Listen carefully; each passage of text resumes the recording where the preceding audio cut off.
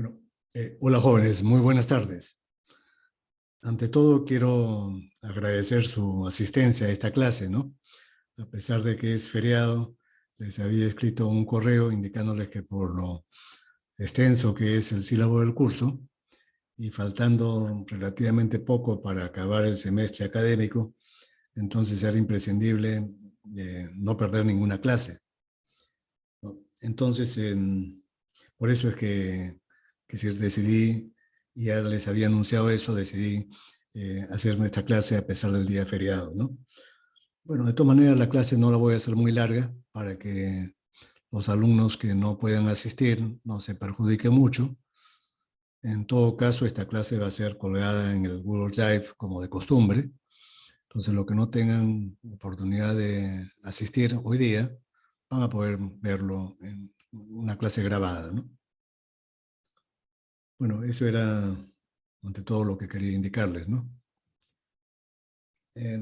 Bueno, en la clase pasada vimos aspectos vinculados a la formación de la mezcla aire-combustible en los motores diésel y también al autoencendido del mismo, ¿no?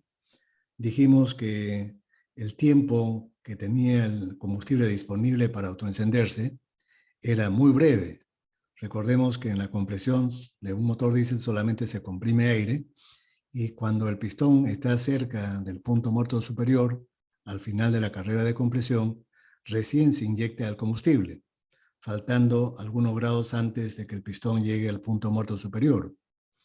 Entonces, sabiendo que el combustible tiene que incluso autoencenderse antes de alcanzar este punto muerto, para que de esa forma la presión máxima se alcance muy cerca del punto muerto superior y aumentar la fuerza expansiva de los gases para producir trabajo útil en la carrera de expansión, era necesario que el combustible se autoencienda en unas cuantas milésimas de segundo.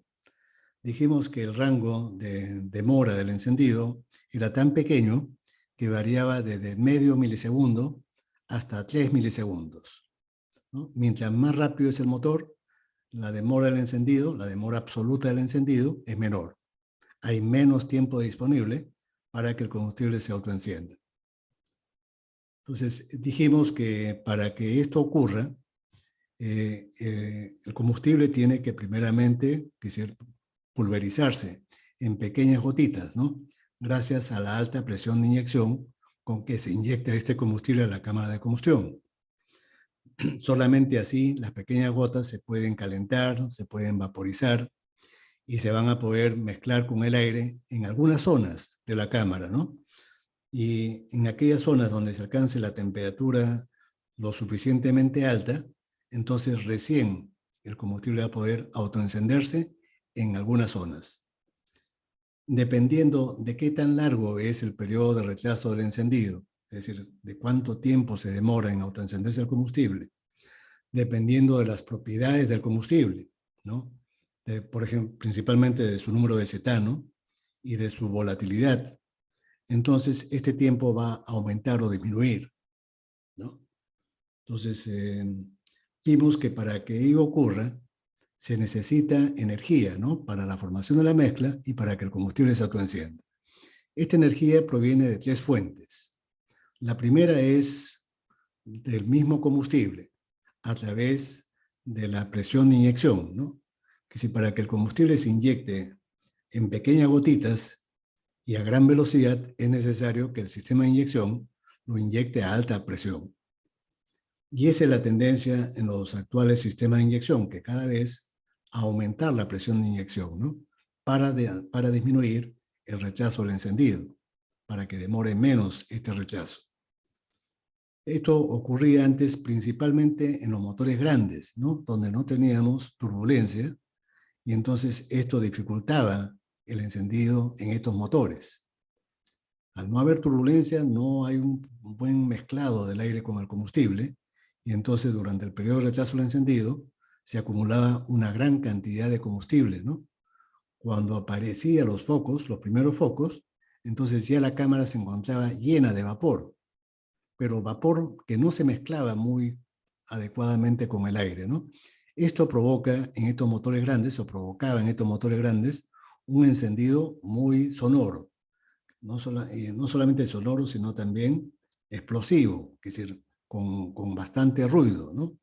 Mientras mayor sea la cantidad de combustible que se acumula en el periodo de rechazo, más explosivo es el inicio del encendido. Eso ocurre principalmente en los motores grandes, ¿no? Para, para barcos, para locomotoras, para plantas termoeléctricas, como con grupos de electrógenos diésel. Entonces, eso ocurre y en estos motores no es, digamos, un grave defecto porque no sirven para transportar pasajeros, no están destinados a transportar pasajeros, ¿no? Entonces ahí se tolera el nivel de ruido y vibración del motor. Pero en los motores ya un poco más pequeños, para omnibuses o camiones u otro tipo de maquinarias más pequeñas, entonces ahí estos motores son más rápidos, ¿no? Hay una especie de axioma que mientras más pequeño es el motor, más rápido puede girar su cigüeñal, ¿no? Porque la inercia ya no es tan importante al ser más pequeños. Entonces, ahí se puede aprovechar para generar turbulencia. Nosotros hemos visto que hay formas, ¿no? Que serán geométricas, que se pueden utilizar para generar turbulencia desde la misma fase de diseño y fabricación. Por ejemplo, si es que el tubo de admisión se diseña adecuadamente para que sea tangente al cilindro del motor o para que el tubo de admisión tenga una forma de espiral, entonces podemos lograr que el aire ingrese al cilindro girando en forma de remolinos. Este remolino, que se va a prolongar hasta el final del proceso de compresión. Y entonces cuando se inyecta el combustible, esto va a ayudar a que se mezcle más homogéneamente el aire con el combustible. Al final del proceso de compresión, nosotros también podemos generar turbulencia gracias a los expulsores o squish, ¿no? Esto permite una turbulencia radial que también acelera el proceso de combustión, ¿no? Entonces, eso es posible en los motores de mediana potencia, de dimensiones que van, por ejemplo, desde los 10 centímetros hasta los 20 o 25 centímetros de diámetro. Ahí podemos utilizar adecuadamente la turbulencia para acelerar el proceso de formación de la mezcla y el encendido, el autoencendido principalmente. Pero nosotros sabemos que en las, 4 últimas décadas, ya los motores diésel también se emplean masivamente en los motores de automóviles. Y esto alentado por la notable ventaja de que estos motores diésel son más eficientes que cualquier motor de gasolina, ¿no? El motor diésel siempre va a ser más eficiente que el motor de gasolina. Eso se debe a 2 razones, como hemos visto desde el inicio del ciclo, ¿no? Primero, a que los motores diésel trabajan con una alta relación de compresión. Y esto favorece la eficiencia térmica, hace que la eficiencia térmica crezca. Claro, poco en los motores diésel, ¿no? Casi, es decir, esta curva se aplana para altas relaciones de compresión, como hemos visto en su momento oportuno. Pero, que si la gran eficiencia del motor diésel se debe en parte a esto, a que estos motores trabajan con una alta relación de compresión. Y el segundo factor importante es que los motores diésel pueden trabajar con grandes excesos de aire. Y entonces, cuando un motor trabaja con grandes excesos de aire, esto garantiza alta eficiencia, garantiza que la combustión sea más completa. Claro, la densidad energética baja del motor, ¿no? Que si ya el motor no podemos pretender que tenga, digamos, para el tamaño que tiene, muy alta potencia, para el tamaño que tiene. Pero sí logramos alta eficiencia gracias a la mezcla pobre, ¿no? Entonces, eso no se puede lograr en los motores de encendido por chispa que trabajan con mezclas estequiométricas, ¿no? O cercanas a las estequiométricas. Estos motores de gasolina son potentes, pero comparativamente con el diésel son mucho menos eficientes. Entonces, para lograr eso, para lograr que se pueda utilizar el motor diésel en motores de automóvil, ya no es suficiente con el swirl o con el squish, es decir, con las turbulencias que se generan en la admisión o en la compresión. Ahí el tiempo disponible para que el combustible se autoencienda es sumamente breve, ¿no? Entonces, para lograr eso, para que en ese tiempo tan breve como 1 milisegundo, por ejemplo, es necesario crear una turbulencia mucho mayor. ¿Cómo lograron los fabricantes de hace 4 décadas este objetivo? Haciendo que el motor tenga 2 cámaras, una cámara principal y una cámara auxiliar, ¿no? Tal como lo voy a mostrar en este momento. Voy a compartir pantalla con ustedes para que se entienda mejor. Ya lo hemos visto, pero de todas maneras, para volverlo a ver.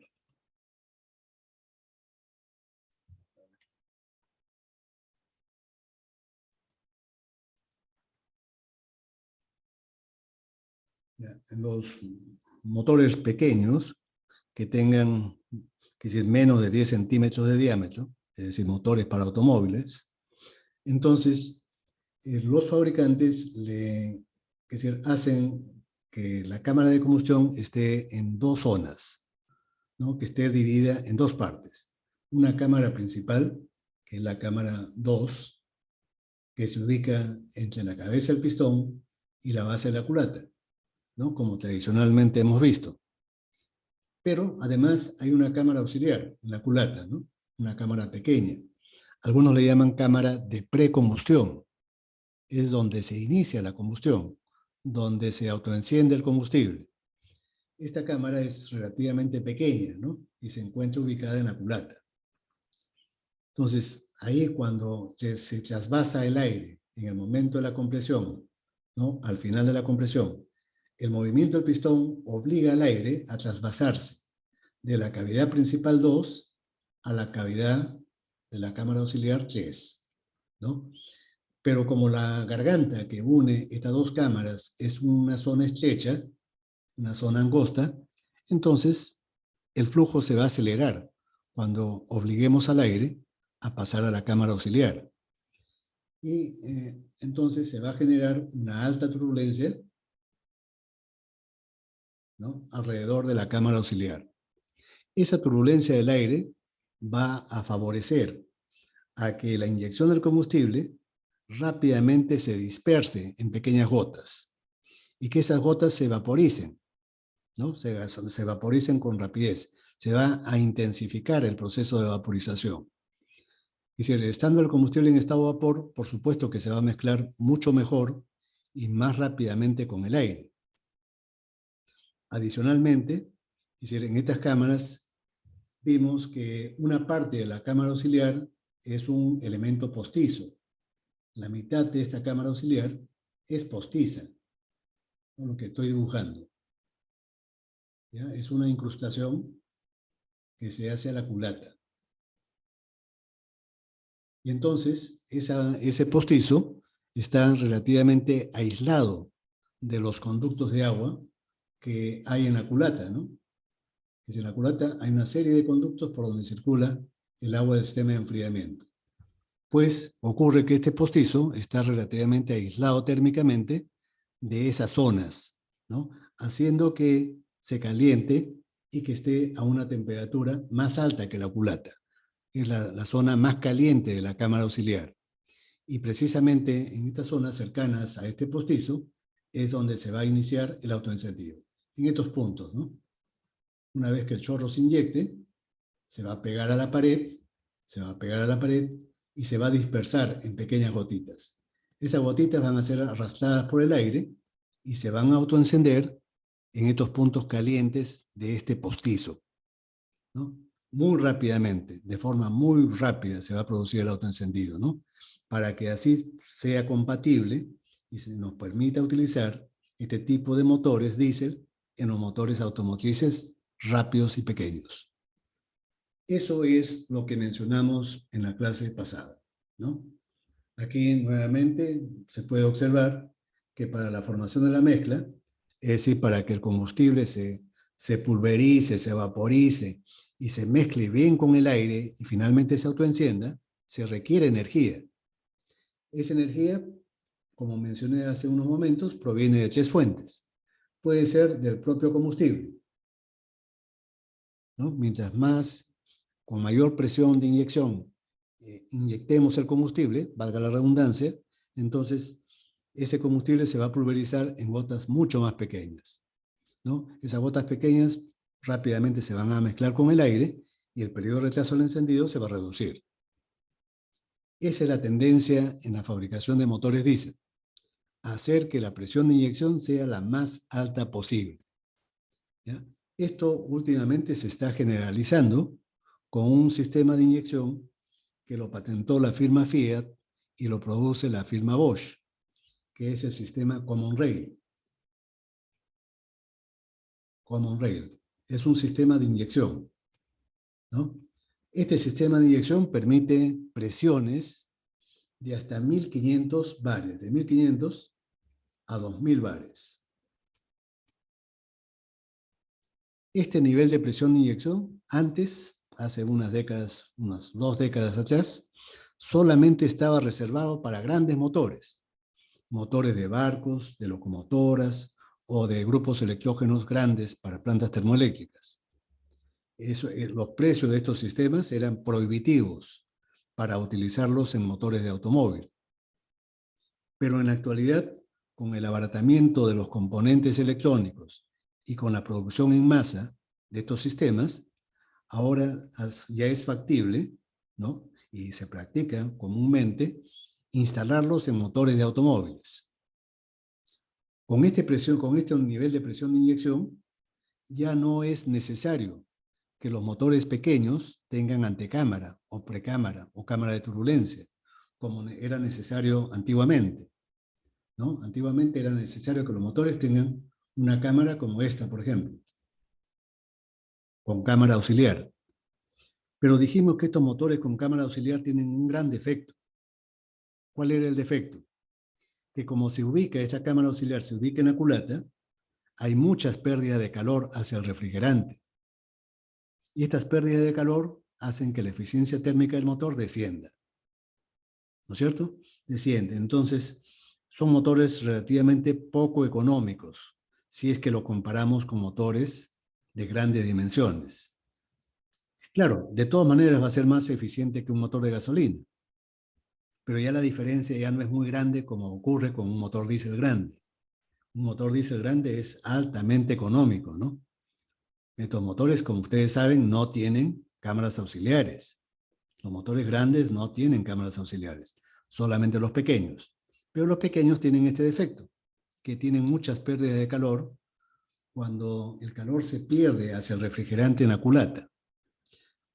Pero en la actualidad, gracias a la presión de inyección que proporciona el sistema Common Rail, ya el combustible se puede inyectar con tanta finura dentro de la cámara que las gotitas pulverizadas son muy pequeñas y rápidamente se autoencienden.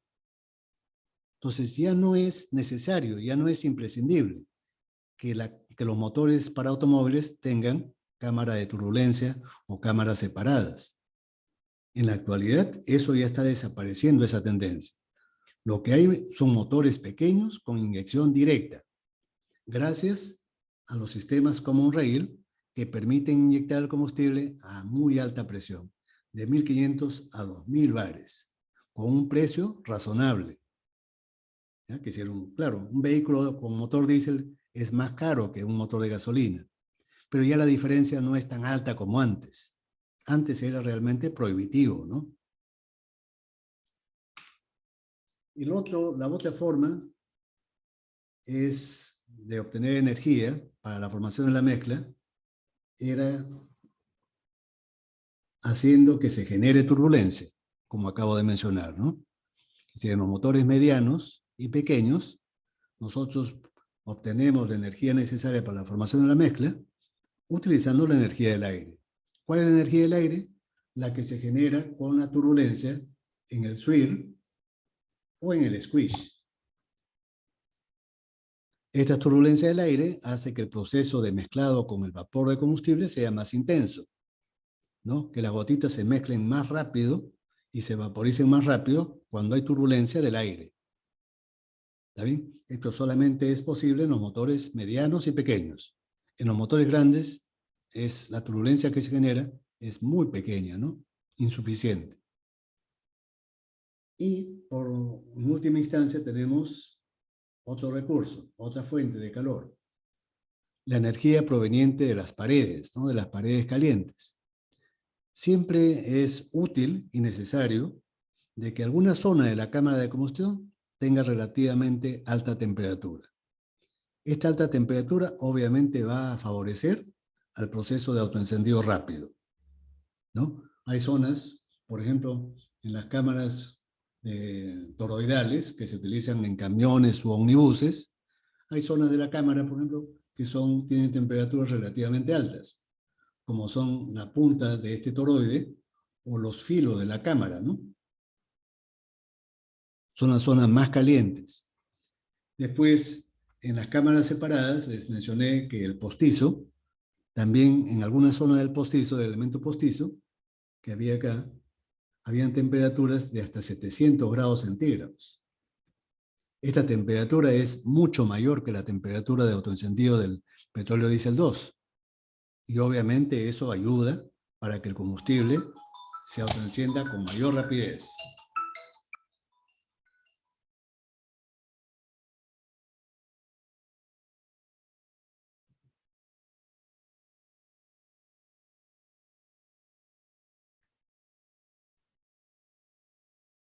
Entonces, siempre es conveniente que en alguna parte del motor, las temperaturas de la cámara adquieran temperaturas lo suficientemente altas para reducir la demora del encendido.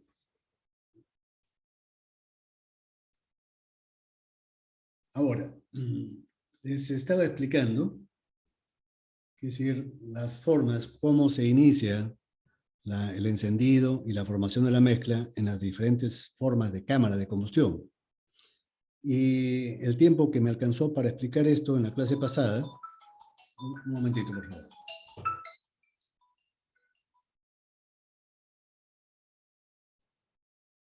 Charito, después te llamo, por favor, porque estoy en clase.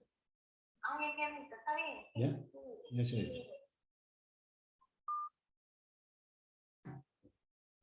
Ya. Es decir, abordamos el caso de las cámaras con formación pelicular, este tipo de cámaras,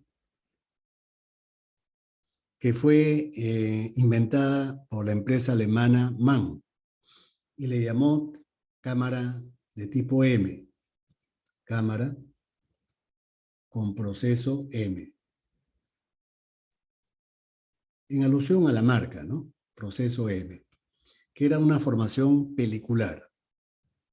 ¿En qué radicaba esta formación pelicular? ¿Por qué la Mann lo utilizó?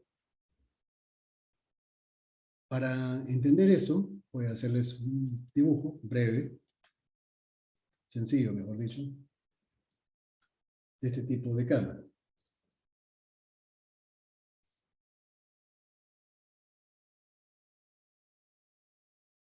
Es una cámara de inyección directa y dentro del pistón hay una cavidad que tiene forma casi esférica. Una cavidad casi esférica.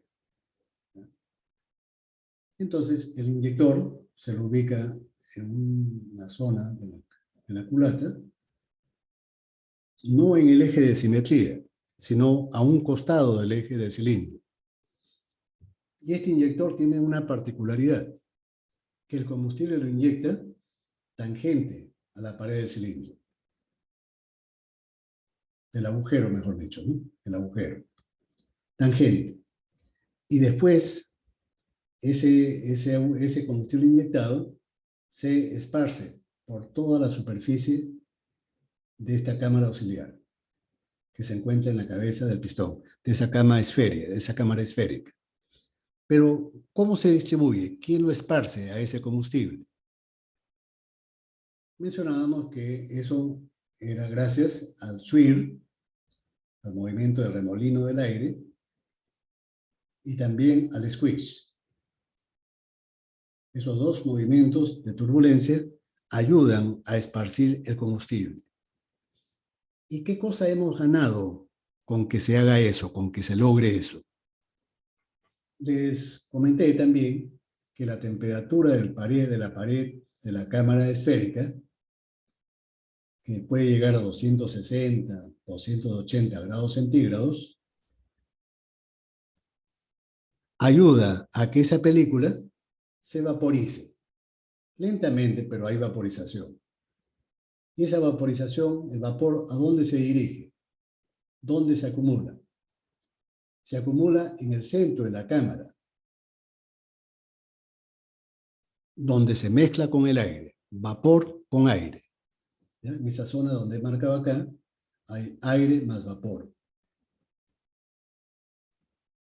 Pero en el centro de la cámara, la temperatura puede llegar a unos 400, 500 grados centígrados. La temperatura en esa zona alcanza esos valores. Y esto es suficiente como para que se autoencienda. Esto es mayor que la temperatura de autoencendido. Mucho mayor. 200, 250, 300 grados mayor. Entonces, ¿qué va a provocar eso? Un rápido autoencendido del combustible. Esto va a implicar un rápido autoencendido. Autoencendido. Una vez que esta zona se autoencienda, ¿qué ocurre a continuación? El resto de la película que se ha acumulado en la pared de esta cámara esférica se va a vaporizar mucho más rápido.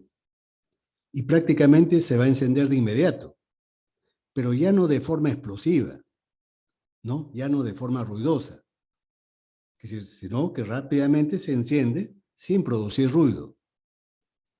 ¿Está claro? Y entonces eso también acelera el proceso de combustión, ya no de autoencendido, sino de combustión, permitiendo que el combustible se encienda, se queme rápidamente. ¿Qué ventajas tiene este tipo de cámaras?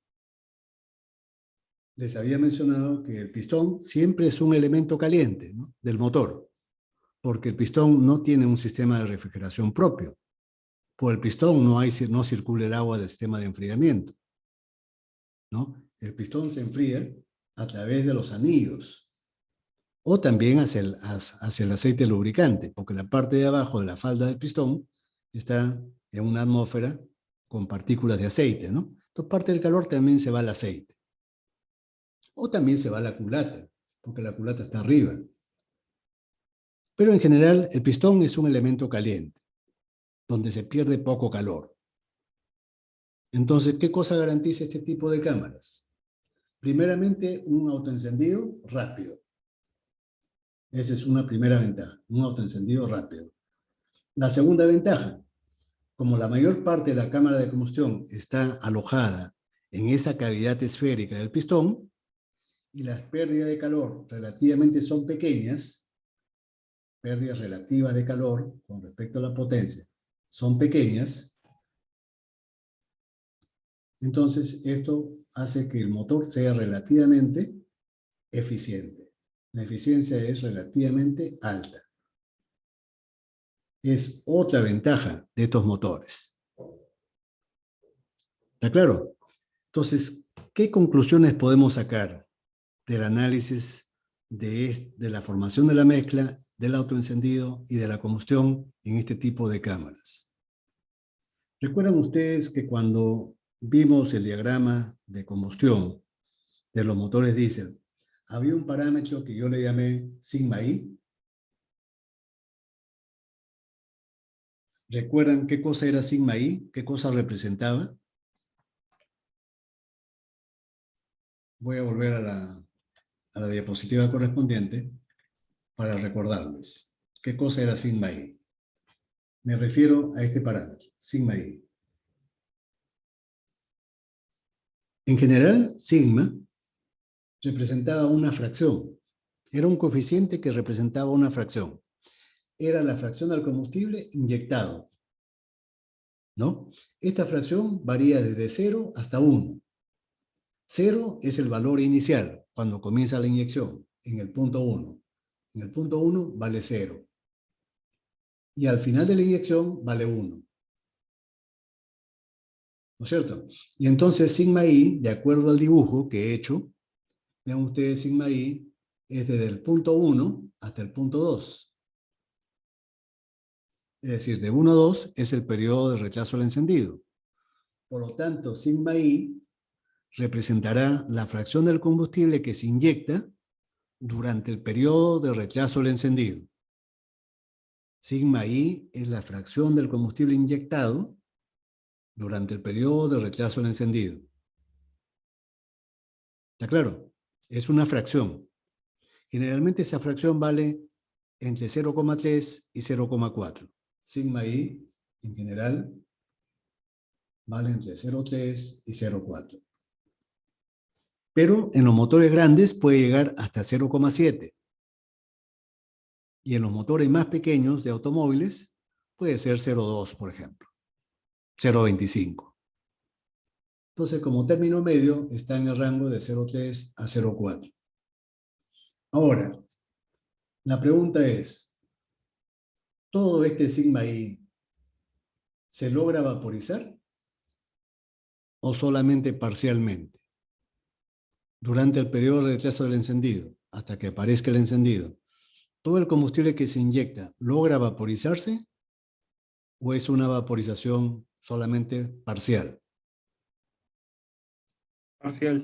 Parcial, ingeniero. parcial, efectivamente. Entonces lo podemos nosotros desdoblar en dos partes. El sigma i vapor más el sigma i líquido.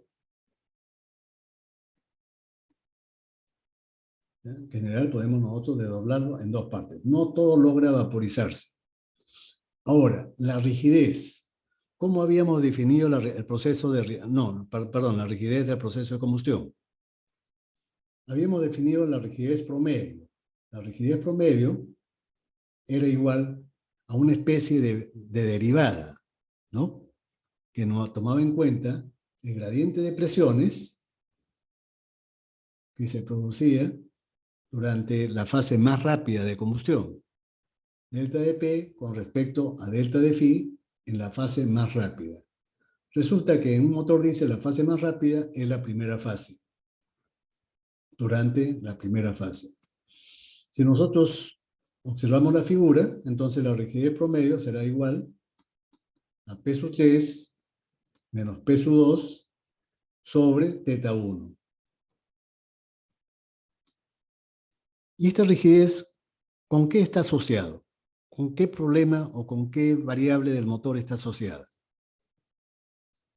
Dijimos que la rigidez va a influir en varios aspectos. Por ejemplo, si la rigidez crece, va a crecer las presiones PZ y TZ. Los valores de PZ y TZ crecen. Y esto va a provocar que los esfuerzos mecánicos aumenten.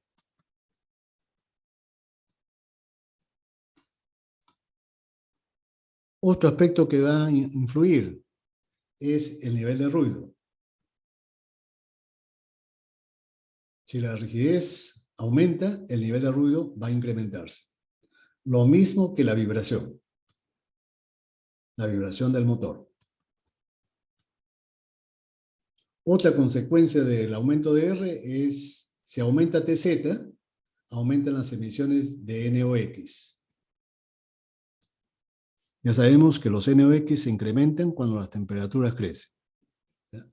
Ahora, ¿qué vinculación hay de la rigidez con la fracción del combustible inyectado? ¿Hay alguna relación? ¿Se puede decir que la rigidez es función de sigma i?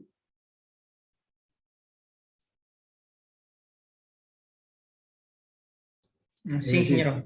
Sí, si se acumula más combustible en el periodo de rechazo al encendido, la rigidez va a crecer. Pero, ¿a qué sigma i me estoy refiriendo? ¿A la fase que se ha vaporizado o a la fase que se ha mantenido en estado líquido? ¿De qué va a depender la rigidez? ¿Del combustible que se vaporice o de lo que se mantiene en estado líquido? Estado líquido, ingeniero. A ver, si es que lo vuelve a analizar, ¿no es cierto que el combustible para que se encienda rápido tiene que estar en estado vapor? Si el combustible que está en estado líquido no se quema rápido. Lo que se quema rápido es la cantidad del combustible que se ha vaporizado. Entonces, esta rigidez depende principalmente de la fase vapor, de la cantidad que se haya vaporizado, del sigma I, vapor. Si se vaporiza más, entonces la rigidez crece. Si yo logro controlar la vaporización, estoy controlando también la rigidez y por lo tanto el nivel de ruido. Repito, si yo controlo, si yo limito la cantidad de combustible que se vaporiza durante el periodo de retraso del encendido, lo que estoy controlando en última instancia es el nivel de ruido que produce el motor. El valor de la rigidez, estoy limitando el valor de la rigidez. Entonces, eso es lo que nos conviene. Y eso es precisamente lo que hizo la firma MAN.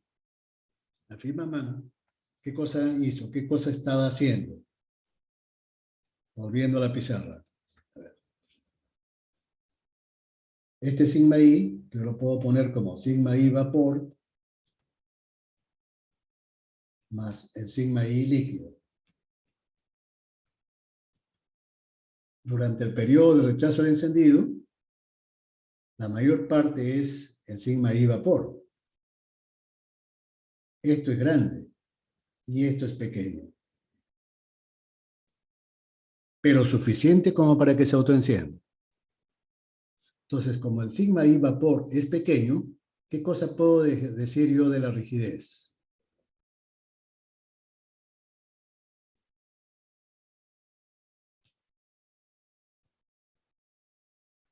Como esta fracción que se ha vaporizado es pequeña, la rigidez va a ser baja. Y si la rigidez es baja, entonces vamos a tener que el ruido también es pequeño. Ruido y vibración son pequeños. Lo mismo que PZ y TZ.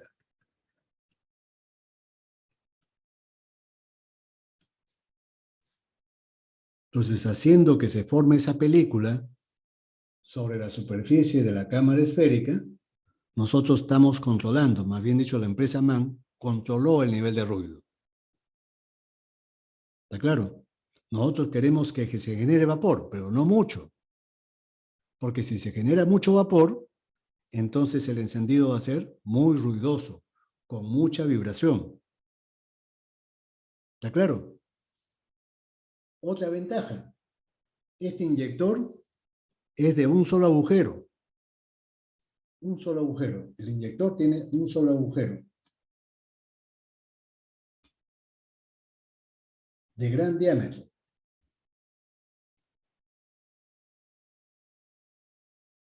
Hasta de 1 milímetro. El diámetro del agujero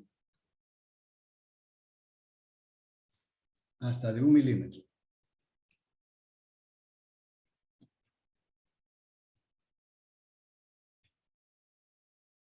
¿Qué va a significar tener un inyector con un agujero grande?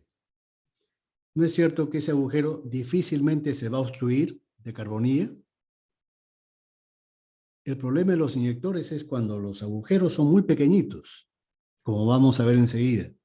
Los motores grandes necesitan inyectores con múltiples agujeros, pero cada agujero tiene un diámetro de 2/10 de milímetro, por ejemplo. Cuando el diámetro es de esas dimensiones de 2/10 de milímetro, entonces la tendencia a obstruirse por acumulación de carbonilla se incrementa. Entonces el combustible tiene que estar muy limpio, muy bien purificado, para que no se obstruya. ¿Está claro? Pero eso es costoso, porque estos motores, pues, es decir, grandes, ya se imaginan ustedes que no pueden estar parados mucho tiempo, ¿no? No es lo mismo que reparar un motor de automóvil que reparar el motor de un transatlántico. Es decir, reparar el motor de automóvil, pues no me va a costar mucho, y el tiempo que esté parado el automóvil tampoco representa grandes pérdidas. Pero si el transatlántico está parado, está en el muelle durante 2 o 3 meses, esos son miles, de centenares de miles de dólares de pérdidas. Entonces, ahí no nos podemos permitir el lujo de que los inyectores se ensucien a cada rato y de haciendo cambio o revisión de inyectores cada mes. No, hay que procurar de que esos inyectores no se obstruyan por carbonilla, ¿no es cierto?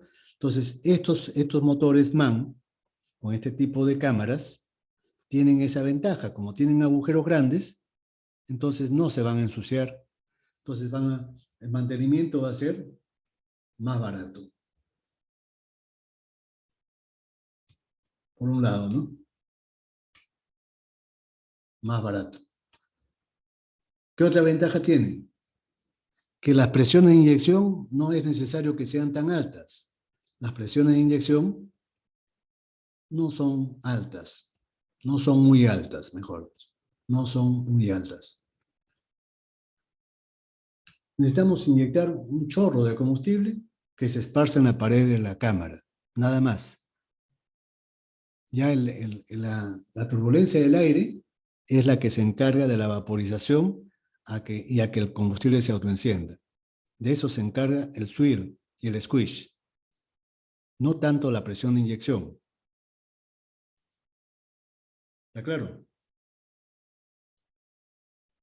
Ahora, en los motores grandes, ¿qué cosa ocurre? Si nosotros dibujamos ya, estos motores grandes, tienen otra forma de cámara.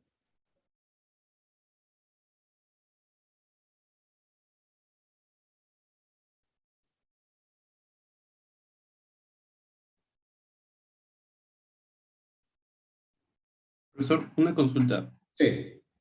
Y en el caso de ese diámetro, por ejemplo, que es un poco más grande que de lo normal, ¿cómo compensan pues, que la presión de inyección allí mencionó que era más alta o más baja? Más baja.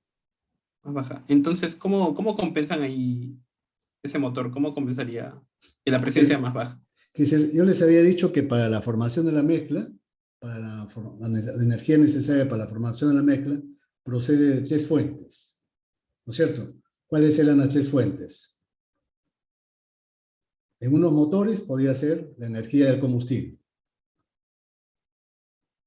Esta energía del combustible es función de la presión de inyección. Tengo que inyectar el combustible a muy alta presión, cuando solamente cuento con la energía del combustible. Pero en motores más pequeños yo puedo también utilizar la energía del aire. Esta energía del aire es función de la turbulencia. Esta turbulencia.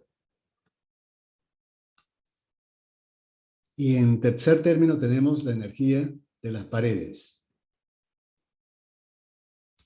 Esto es función de la temperatura de las paredes. Como la cámara de combustión está dentro de un agujero en la cabeza del pistón, esta pared generalmente está caliente y eso favorece al proceso encendido. Entonces, la pregunta que usted me hace es, ¿cómo es que la presión de inyección no hay necesidad de que sea tan alta? ¿Por qué no hay necesidad que esta presión sea tan alta? Porque contamos con la turbulencia del aire. El aire es el que ayuda a que el combustible se vaporice. Esta película se vaporiza gracias a la turbulencia. Aquí hay alta turbulencia del aire. Voy a dibujarlo de color verde para que se note, ¿no? Alta turbulencia del aire. Esta turbulencia del aire es la que hace que el combustible que está en la pared se vaporice en una cantidad suficiente como para que se autoencienda en el centro de la cámara. Pero eso es gracias a la turbulencia. Y eso se debe a que el motor no es grande. Digamos, tenemos un diámetro de 10 a 20 centímetros de diámetro. Es un motor relativamente rápido, con una velocidad hasta de unos 3.000, 3.500 metros por segundo. Revoluciones por minuto, perdón. ya con esta velocidad podemos generar turbulencia. Pero en los motores grandes no hay esas condiciones. ¿Cuáles son las condiciones? Aquí. Aquí el diámetro del motor es de 20 centímetros a 1 metro.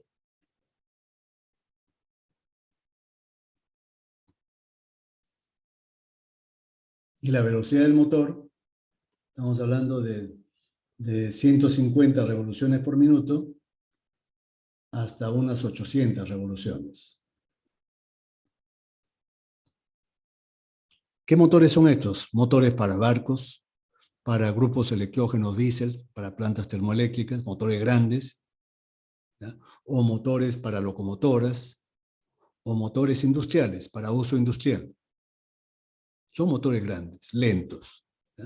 Entonces, acá el inyector, los inyectores se ubican en el centro de la cámara.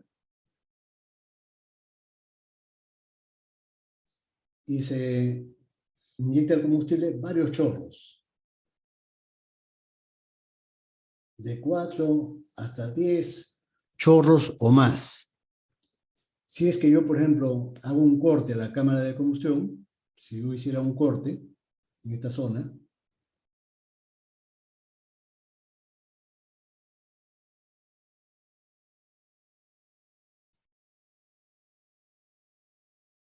¿cómo lo vería?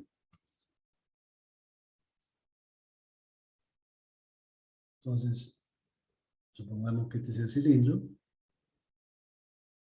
No, casi no hay expulsores, no se pueden hacer expulsores porque no hay turbulencia. Con esa velocidad del motor es imposible generar alta turbulencia. ¿Ya? Con esta velocidad, así le pongo expulsores, no voy a generar turbulencia. Entonces, el inyector va a tener que inyectar de esta forma. Varios chorros.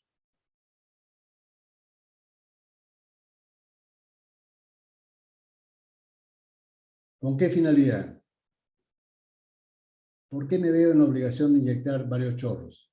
Voy a dibujar 8 chorros, por ejemplo.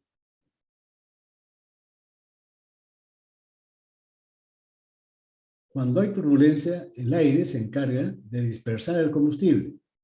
Además de favorecer la vaporización, lo esparce al combustible, al vapor lo esparce. Y ese esparcimiento ayuda a que se mezcle con el aire. Pero aquí no contamos con eso.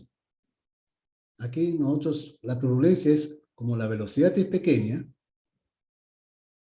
la turbulencia también es pequeña. La turbulencia es mínima. Y entonces, ¿qué cosa nos obliga a esto? Nos obliga a que la presión de inyección tiene que ser, primeramente, alta, muy alta, máxima. Pero tenemos otro problema adicional, que no hay aire que lo esparza al combustible. Entonces tenemos que el inyector tiene que tener múltiples agujeros. Esto también va a obligar a que el inyector tenga muchos agujeros. Número de agujeros del inyector, muchos. ¿Cuántos? ¿Cuántos es mucho? De 4 a 10, a veces más.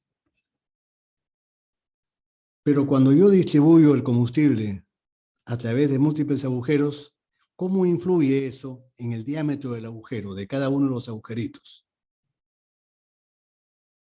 Si yo aumento para una cantidad de suministro de combustible, si yo aumento la cantidad de agujeros, ¿cómo influye esto en el diámetro del agujero? Serán más pequeños. Más pequeño. Y el diámetro del agujero, miren ustedes la dimensión que tiene, de 0,15 a 0,35 milímetros.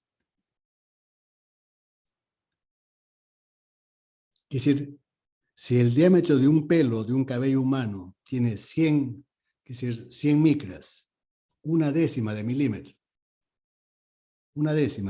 ¿no? Tiene el diámetro de un pelo.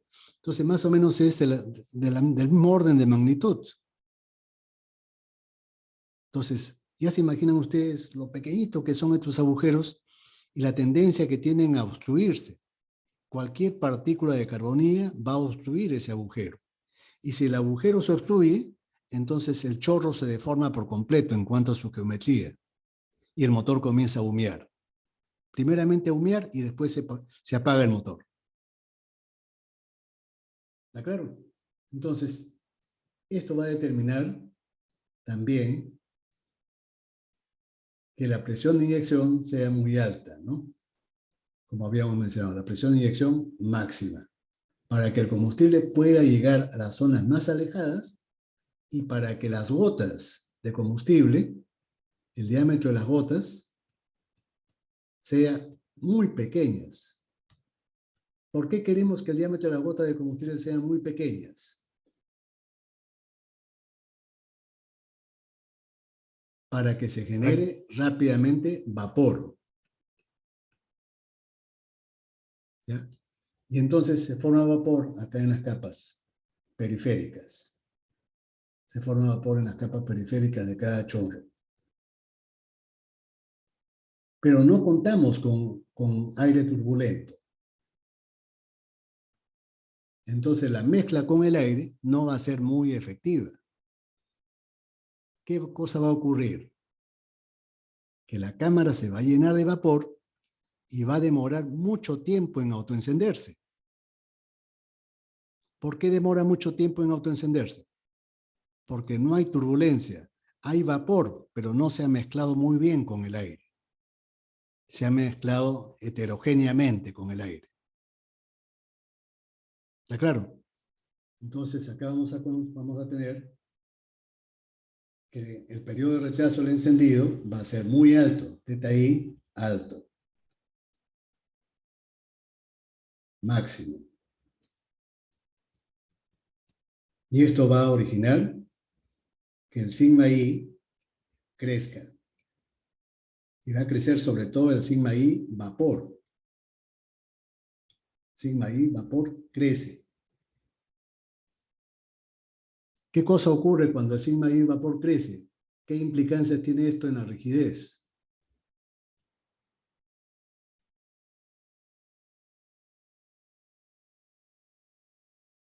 ¿Qué pasa si la cámara se llena de vapor? Aumenta la rigidez. Va a aumentar notablemente. Y esta alta rigidez va a provocar que las presiones y temperaturas sean muy Aumenta. altas. Los esfuerzos también. Los esfuerzos también. Esto también va a provocar que el nivel de ruido y vibración sean altos.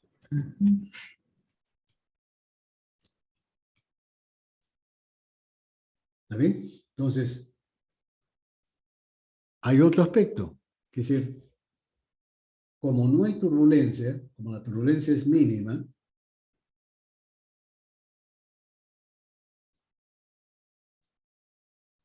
entonces, ¿qué va a pasar con el H de convección? El H convectivo. Es el H que se va a las paredes.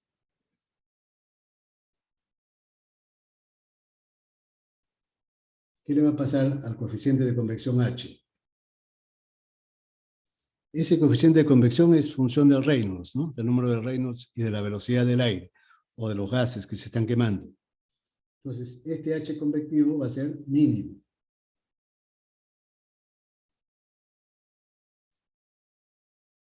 Eso tiene implicancias. Que el H sea mínimo, ¿qué implicancias tiene? Primeramente, que no se va a perder mucho calor hacia las paredes. ¿No es cierto? Las pérdidas relativas de calor, W con respecto a la potencia, van a ser mínimos.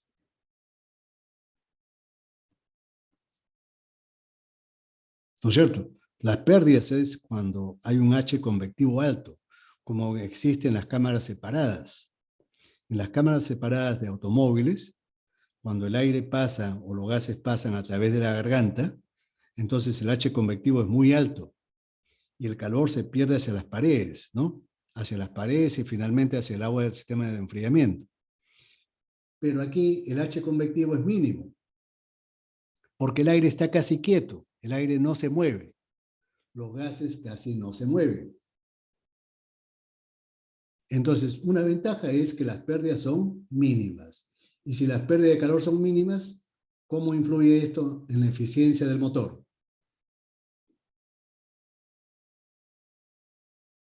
Aumenta, ingeniero. Es máximo, efectivamente. Aumentan y se maximizan. Estos motores grandes diésel son los motores más eficientes de todos los motores de combustión interna.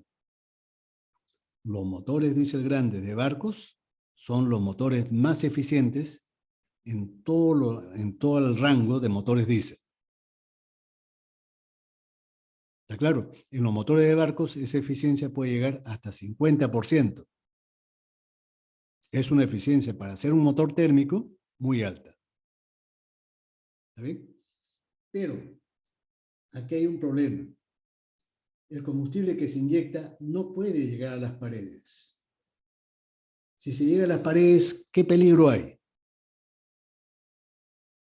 En las cámaras MAN buscábamos más bien que el combustible se inyecte a las paredes y se forme una película. Acá está prohibido que se forme esa película. ¿Por qué motivo? Porque crea una capa aislante. No, sino que ese combustible, al no haber convección del aire, porque el aire está casi quieto, si cayese agua, si cayese, perdón, combustible, se va a acumular acá en la superficie. Va a formar un charco ahí. Si habría convección del aire, el aire lo va a evaporar, si es que habría convección alta del aire. Pero la convección del aire es muy baja, porque no hay turbulencia. Entonces, ese combustible se va a mantener en estado líquido. ¿Y qué cosa le pasa al combustible que no logra vaporizarse, en general? ¿Qué le pasa en la combustión si es que el combustible no logra vaporizarse? Tener emisiones tóxicas. Se craquea. Y también emite emisiones tóxicas, efectivamente. Entonces, el combustible que no se vaporiza, se craquea. ¿Y el craqueo qué cosa va a originar? Lo que usted mencionó hace un momento, una capa de carbonilla. Y el motor comienza a humear. Se forma una capa de carbonilla alrededor de las paredes, carbonilla, y también en los gases de escape va a aparecer humo negro. La carbonilla no la podemos evitar, se va a ir acumulando en las paredes del cilindro. ¿Y qué va a pasar con la carbonilla que sale en los gases de escape? ¿Cómo podríamos un poco bajar ese nivel de carbonilla? ¿Cómo podríamos compensar el hecho de que no hay un buen mezclado con el aire? Al no haber turbulencia, no hay un buen mezclado. ¿Cómo podríamos contrarrestar, aunque sea parcialmente, ese defecto de ese pobre mezclado con el aire?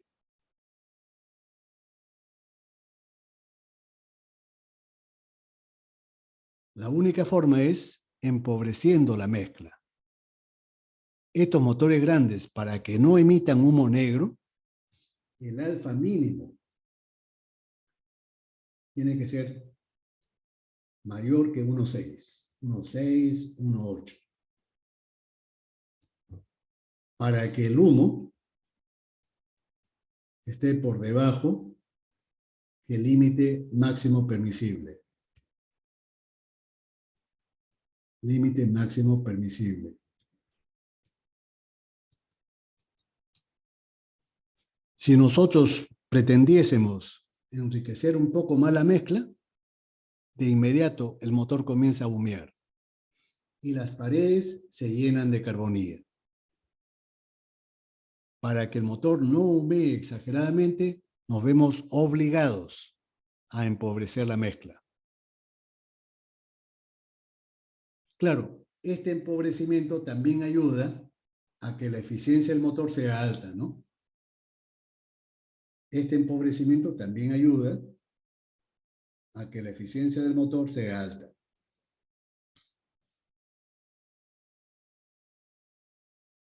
¿Qué desventajas tiene eso de empobrecer la mezcla? Que la potencia del motor, para el tamaño que tiene, no es muy grande. La potencia del motor, para el tamaño que tiene, no es muy grande. ¿Cómo lo podemos expresar eso como fórmula? Que la potencia del motor para la cilindrada que tiene es relativamente baja.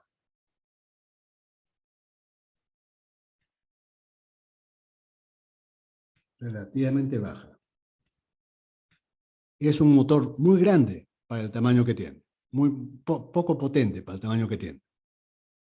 Claro, ustedes dirán, ese motor de barco tiene miles de kilowatts.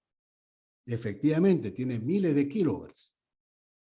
Pero si el motor fuese de gasolina, claro, algo hipotético, si fuese de gasolina, sería mucho más pequeño.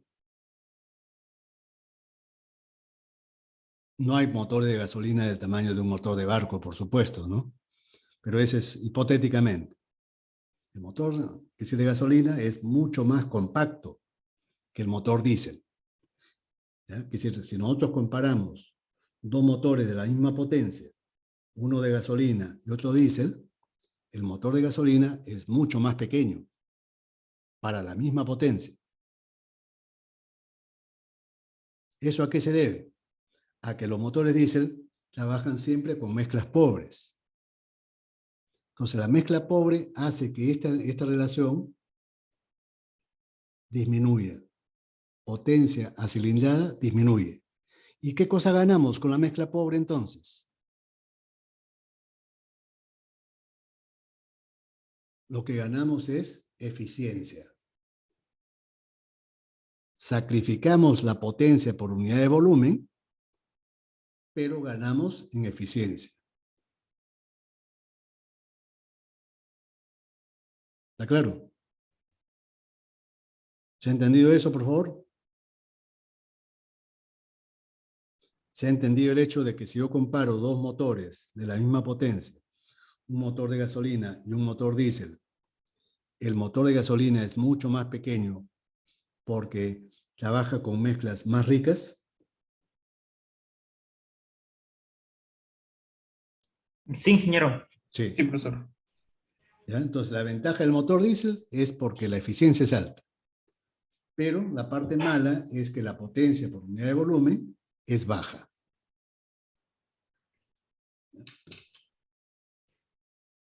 Entonces, ahora, hay una forma intermedia de cámaras que se llama conformación mixta. Estos motores con cámaras de formación mixta de la mezcla, ¿cómo son? Son cámaras de inyección directa también, ¿no? Cámaras de inyección directa. ¿Cómo así?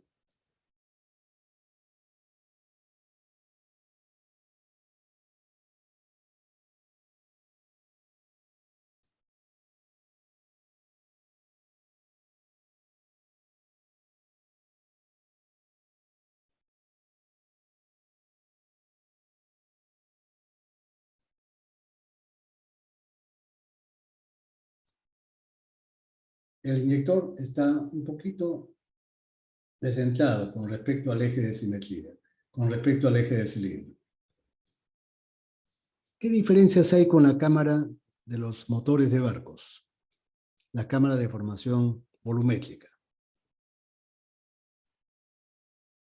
Voy a nuevamente a mostrar la diapositiva.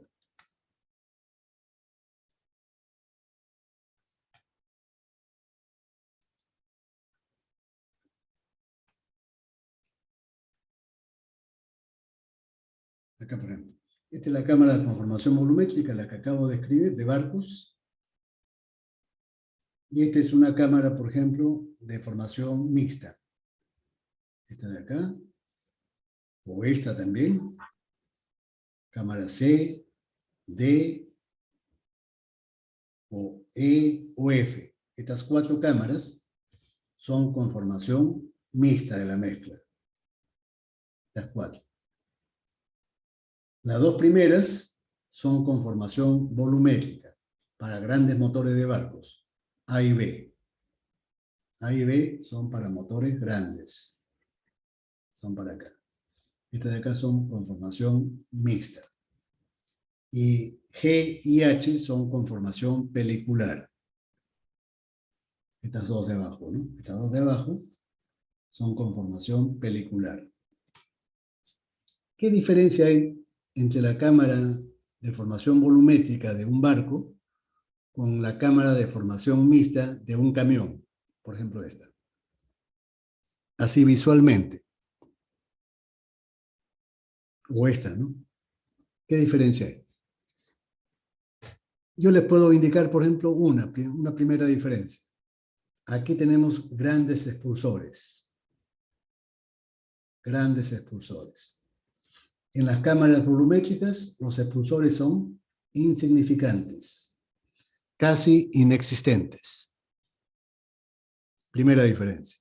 Segunda diferencia, la profundidad del hueco, del agujero, en las cámaras de formación mixta es grande. Esta profundidad es grande. Aquí es pequeña, con respecto al diámetro es pequeña la profundidad. Si lo comparo con el diámetro, ¿no? Segunda diferencia, o tercera diferencia. En las cámaras con formación volumétrica, el inyector se encuentra ubicado en el eje del cilindro, casi en forma coaxial. En cambio, en las cámaras con formación mixta, el inyector está inclinado. Está inclinado y está excéntrico. No está en el eje del cilindro. Está un poquito descentrado. Eso es lo que yo veo ahí, esas tres diferencias. Pero además hay otras diferencias. Ya los inyectores no necesitan de tantos agujeros. ¿Por qué no necesitan de tantos agujeros? En este caso, tenemos 3 o 4 agujeros nomás. 3 o 4 agujeros.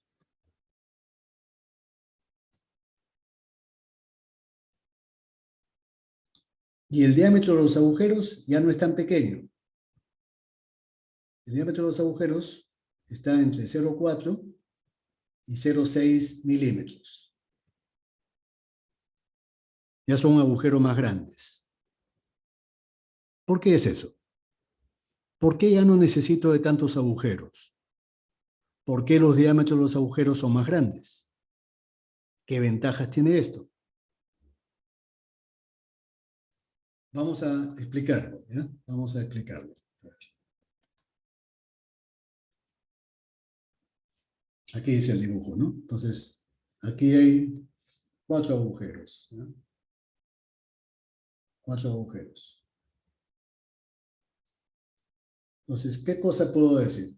Como el diámetro del motor es más pequeño que en el caso anterior, que en el caso de motores de barcos, entonces esto implica que la velocidad del motor puede ser mayor, va a ser mayor. Y efectivamente, aquí las velocidades están en el rango ya de 2.000 a 4.000 metros por segundo, 4.000 RPM. En el barco era solamente de 150 a 800 RPM. Entonces, si la velocidad es alta, significa que se va a generar turbulencia. Yo puedo generar turbulencia del aire. Omega crece. ¿No es cierto? Omega crece. Si omega crece, entonces, ¿qué significa? Que la presión de inyección puede ser menor. La presión del sistema de inyección puede ser menor. ¿Por qué? Porque aquí tenemos el auxilio, la ayuda de la turbulencia del aire. Eso me va a ayudar a que el combustible se vaporice más rápido, a que el combustible que se inyecte, así las gotas sean más gruesas, más rápidamente se van a calentar, se van a vaporizar y se van a mezclar con el aire. ¿Y esto qué significa desde el punto de vista económico, del costo del sistema de inyección? El costo del sistema de inyección va a disminuir. Sistemas de inyección más baratos. Más baratos. Obviamente que eso es una ventaja notable, ¿no? Por eso que lo puedo instalar en un ómnibus, en un camión. ¿Está claro? Otra ventaja, que los agujeros ya no hay necesidad que sean tan grandes, tan pequeños, perdón. El diámetro de los agujeros pueden crecer.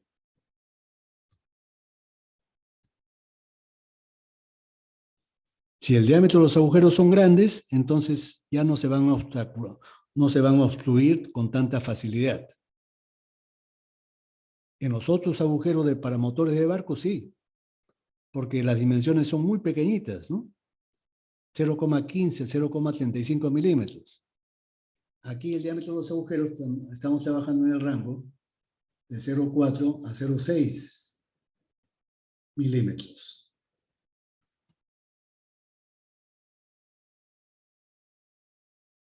¿Está claro? Ahora, con respecto al sigma I, ¿qué influencia va a tener esto? Sigma I nosotros sabemos que es igual a sigma I vapor más el sigma I líquido. Cuando se inyecta el combustible, es inevitable aquí, y además se aprovecha, de que el combustible pueda llegar a las paredes. Una parte va a llegar a las paredes. En los motores de barcos no queríamos que llegue a las paredes. Estaba prohibido que llegue a las paredes. ¿Y acá cómo sí se permite? ¿Por qué acá sí se permite que el combustible pueda llegar a las paredes? ¿Qué cosa nos garantiza que este combustible que llega a las paredes se vaporice? ¿Turbulencia? La turbulencia. Muy bien. La La turbulencia. alta velocidad. La alta velocidad del aire y del motor, ¿no es cierto? Aquí se va a generar tanto el swirl como el squish. Y acá entonces eso va a hacer que el H convectivo crezca. Si hay convección del aire, esa convección del aire va a hacer que el combustible se vaporice. No se va a quedar estancado ahí. No se va a formar un charco. Rápidamente se va a vaporizar. ¿Y ese vapor a dónde se va a dirigir? Al centro de la cámara. Acá en esta zona. Lo voy a dibujar de color verde. Al centro de la cámara. En esa zona del centro de la cámara, la temperatura del aire es mayor que la temperatura de autoencendido.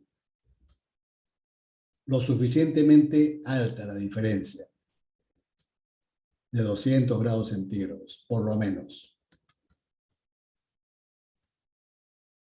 Entonces, a pesar de que no lo estoy inyectando el combustible a tan alta presión, como en el caso de los motores de barcos, acá la alta turbulencia del aire me ayuda a que el combustible rápidamente se vaporice y se autoencienda. Entonces, el sigma I líquido crece y el sigma I vapor disminuye. Entonces, esto va a ocasionar que la rigidez disminuya. Con respecto al caso anterior, va a disminuir. Como debe ser, ¿no? Porque ya este motor lo estoy destinando, por ejemplo, a un autobús. Y como ese autobús va a transportar pasajeros, entonces yo requiero que la rigidez no sea tan alta. Para que la rigidez, en este caso de este tipo de motor, no sea tan alta, está ayudando decididamente la turbulencia del aire. La turbulencia del aire es la que me ayuda a que la rigidez no sea elevada. Y esto a su vez implica bajo nivel de ruido y de vibración.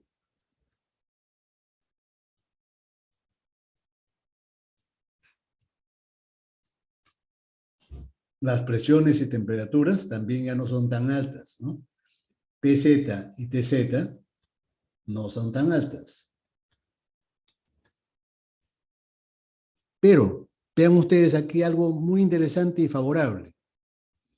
Como gran parte de la cámara de combustión se ubica en la cabeza del pistón, es decir, es un hueco profundo, ¿no? Acá la cámara de combustión está ubicada en un hueco profundo. Gran parte de ese hueco está dentro del pistón. Y el pistón es un elemento caliente del motor, relativamente caliente. ¿Qué cosa va a implicar eso?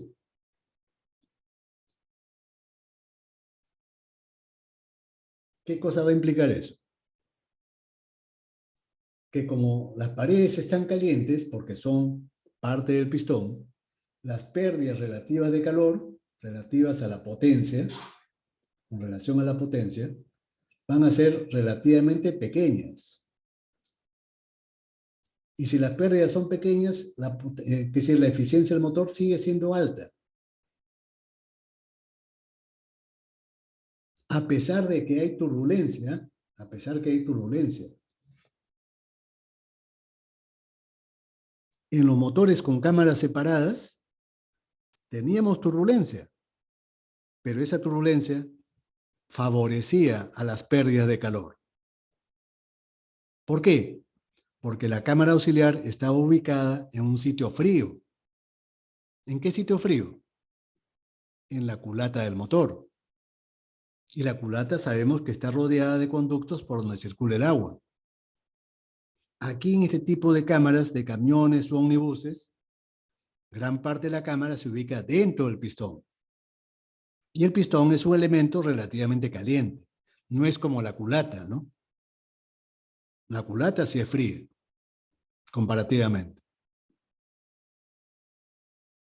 Ahora, hay otra ventaja en la turbulencia.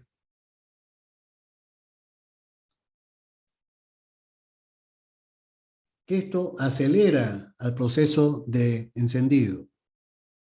Θi lo reduce. Θi es pequeño, gracias a la turbulencia. Y como Θi es pequeño,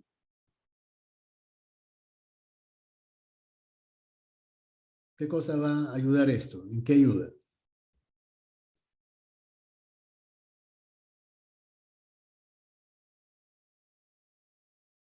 Nuevamente que la rigidez sea baja, ¿no? Cuando este es pequeño, la rigidez es baja. Entonces hay una correlación, ¿no? ¿Está claro?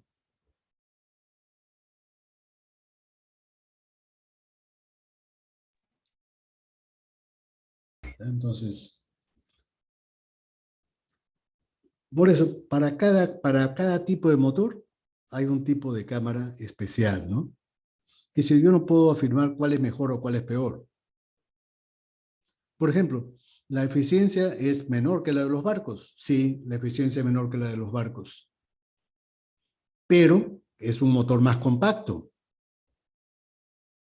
Y además hay una ventaja adicional. Yo puedo enriquecer un poco la mezcla. Como hay una mejor formación, gracias a la turbulencia, como hay una mejor formación de la mezcla, más rápida, más rápido se produce el autoencendido, el alfa puede disminuir. Esto puede provocar que el alfa disminuya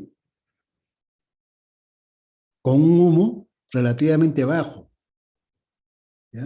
Con un humo relativamente bajo, con un nivel de humo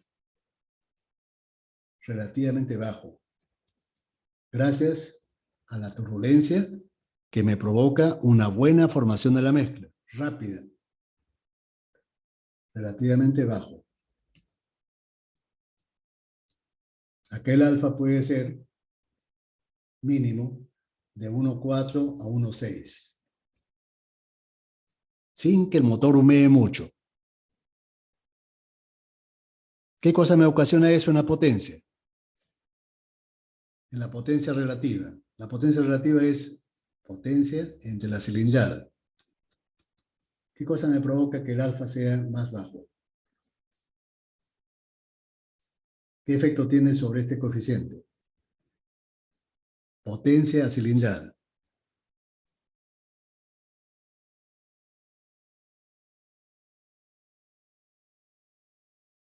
Cuando la mezcla se enriquece, este coeficiente crece. El motor se hace para el tamaño que tiene más potente. En el motor de barco no conseguíamos eso. En el motor de barco teníamos una pequeña potencia para el tamaño que tenía. Pero en compensación, el motor de barco era altamente eficiente. Aquí la eficiencia baja un poco. El hecho de que alfa disminuya, esto va a provocar que la eficiencia del motor sea menor que la de un barco. Todavía sigue siendo buena la eficiencia, pero menor que la de un barco. ¿Está claro? Sí, ingeniero, sí está claro. Todo esto gracias al efecto positivo que ha tenido la turbulencia del aire. Y esa turbulencia se ha generado porque la velocidad del motor es alta. Y entonces hemos podido generar el swirl y el squish. En los motores grandes eso es prácticamente imposible. La única forma de que el motor funcione son gracias a las altas presiones de inyección en esos motores. ¿Está claro?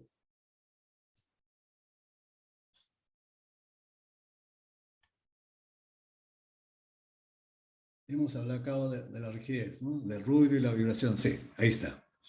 Ahora, en los motores con cámaras separadas que antiguamente se utilizaban en automóviles, ¿qué podemos decir de esos motores? Me estoy refiriendo a las cámaras auxiliares, ¿no? Voy a poner nuevamente la diapositiva.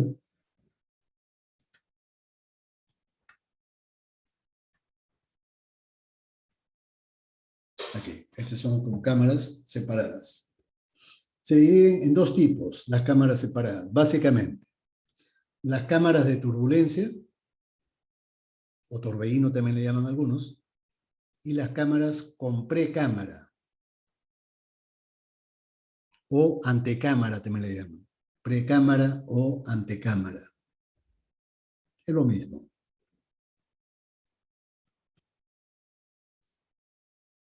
Tenemos las cámaras A, B, C, D, son cámaras de turbulencia.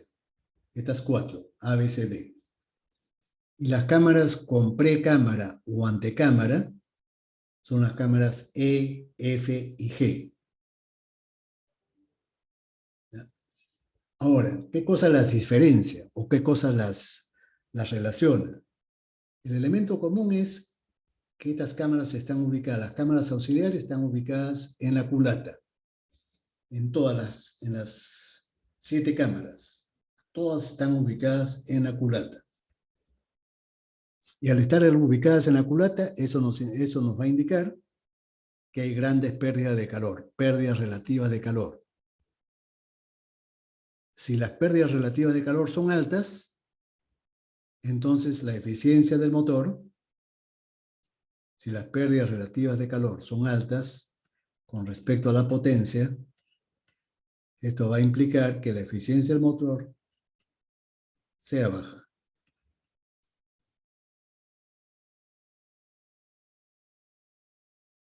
Con respecto a los motores anteriores, es baja. ¿En cuánto? ¿Cuánto es la diferencia del consumo específico? De 40 a 50 gramos de combustible por cada kilowatt-hora. Esa es la diferencia de consumos específicos. De 40 a 50 gramos por cada kilowatt-hora que produce el motor. Ya, esa es lo común que tienen, ¿no? Que todas se ubican en la culata y por lo tanto la eficiencia de estos motores es baja. ¿Por qué? Porque una parte importante del calor que se genera en la cámara auxiliar se va al agua del sistema de enfriamiento. Se pierde hacia el agua. En las 7 cámaras. Ahora, algo más que tienen en común. En todas estas cámaras se genera una alta turbulencia cuando el aire que se ubica en la cámara principal se trasvasa a la cámara auxiliar al final del proceso de compresión. Entonces, el movimiento del pistón obliga al aire que se encuentra encima de la cabeza del pistón a pasar a la cámara auxiliar con una alta velocidad. y una alta turbulencia. Esa alta turbulencia del aire favorece completamente al proceso de formación de la mezcla. Hace que el combustible rápidamente se vaporice y se mezcle con el aire, provocando la reducción del rechazo al encendido.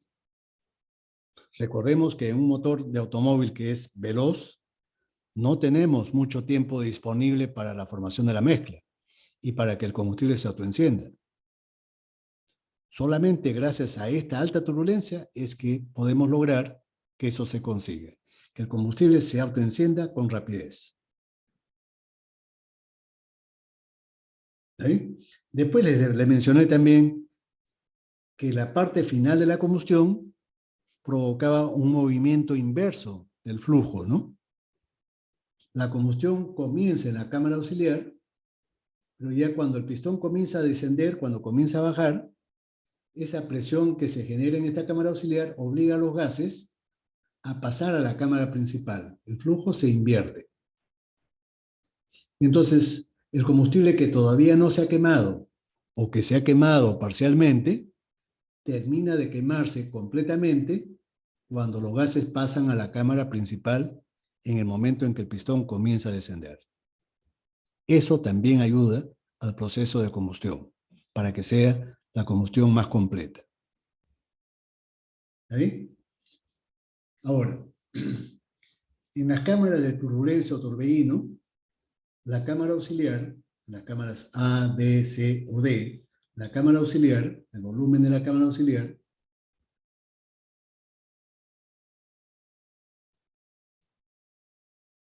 más o menos representa de 40 a 60% el volumen muerto. El volumen de la cámara auxiliar representa el 40 o el 60% de todo el volumen muerto, es decir, el volumen de la cámara de combustión total. En cambio, en las cámaras con precámara, es decir, las cámaras E, F y G, el volumen de la cámara auxiliar, para estas tres cámaras de abajo,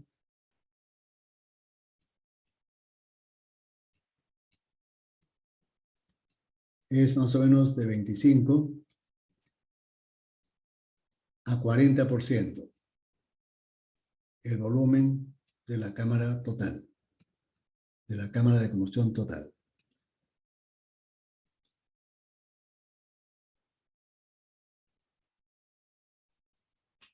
¿Qué otra diferencia hay?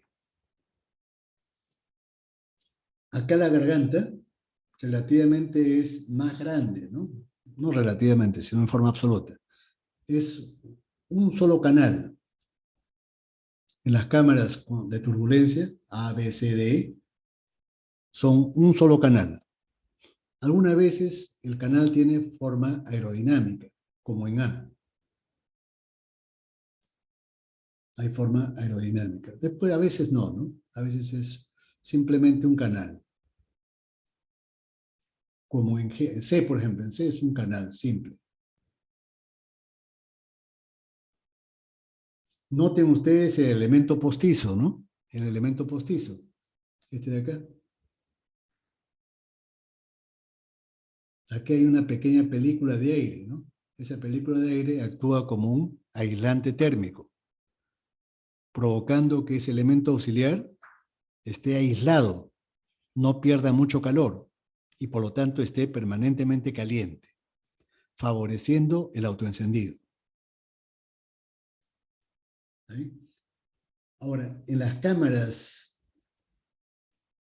con precámara, es varios agujeros, acá por ejemplo hay 3, 4 agujeros en la cámara F.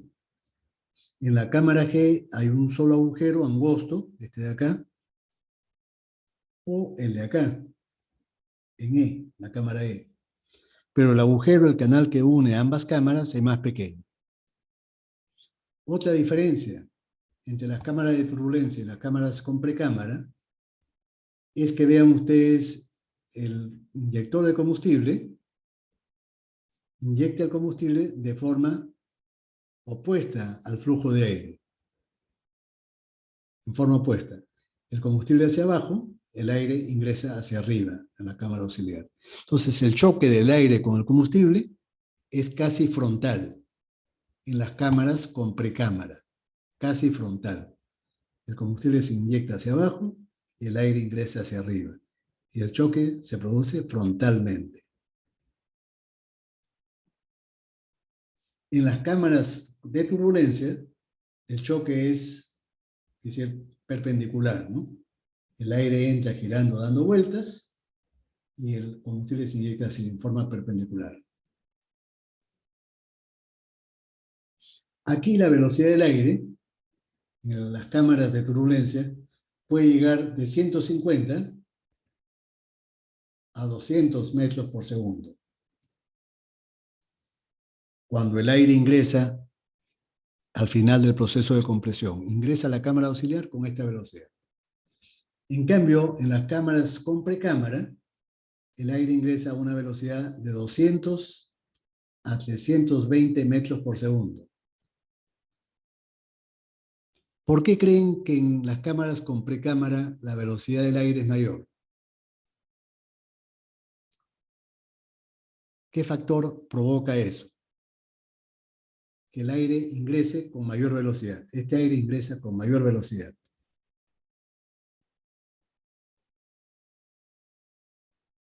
La razón es sencilla. La garganta que une a la cámara principal con la cámara auxiliar es más angosta. Si la cámara es más angosta, el aire ingresa más rápido, con mayor velocidad. ¿En cuál de estas cámaras creen ustedes que el periodo de rechazo al encendido va a ser menor? ¿En las cámaras de turbulencia o en las cámaras de torbellino?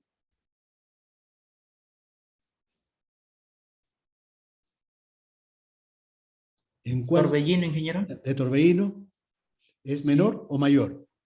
El retraso es mayor. Rechazo es mayor, efectivamente. Es decir, en las cámaras de turbulencia el rechazo es mayor porque el aire entra más lento, a pesar que es un valor alto, ¿no? Pero más lento que en las cámaras con precámara. En las cámaras con precámara el aire entra con mayor velocidad. Eso hace que las gotas de combustible se dispersen muy rápidamente, se rompan en gotitas más pequeñas y se vaporicen más rápido. Si el proceso de vaporización se hace más rápido, entonces demoran menos tiempo en autoencenderse. ¿Ya? Entonces, cuando la velocidad del aire aumenta, esto va a provocar que el periodo de rechazo del encendido, θi, disminuya.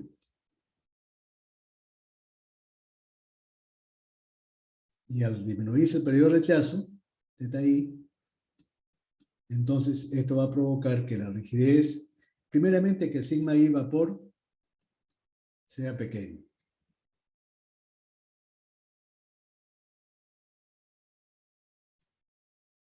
Esto a su vez hace que la rigidez sea pequeña, ¿no? Rigidez pequeña, PZ y TZ pequeños. Nivel de ruido, la rigidez hace que el nivel de ruido y la vibración también sean pequeños.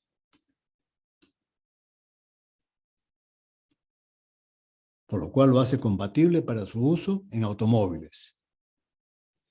Pero lo único malo que tienen, ¿qué cosa es? Que como la cámara auxiliar se encuentra en la culata, las pérdidas de calor hacia el refrigerante, las pérdidas relativas de calor, sean altas. Como lo indiqué, ¿no? Y esto hace que la eficiencia efectiva disminuya. Con respecto a los motores de cámara de inyección directa, esa disminución llega a 40 o 50 gramos por kilowatt-hora, que es bastante. 40 o 50 gramos de combustible por cada kilowatt-hora es bastante. ¿Está bien? Ahora, otra ventaja. En estos motores, el alfa mínimo puede tener valores tan bajos como 1.15. a 1,30.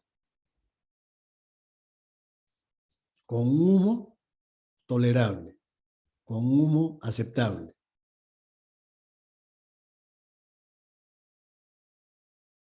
¿Eso qué significa? Que el alfa mínimo tenga estos valores. ¿Qué va a significar en la potencia relativa? Potencia relativa le hemos llamado al cociente entre la potencia efectiva y la cilindrada, ¿no?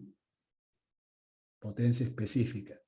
Potencia por unidad de volumen, potencia específica. ¿Qué cosa vamos a conseguir con la potencia específica?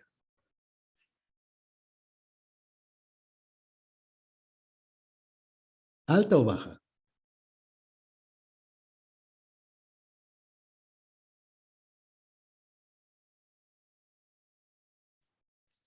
Cuando la potencia específica... ¿Sería alta porque la mezcla se empobrece? Porque la mezcla se enriquece. Voy a explicarlo, ¿ya? Con más argumentos para que ustedes rápidamente lo entiendan. A ver. En estos motores, el alfa mínimo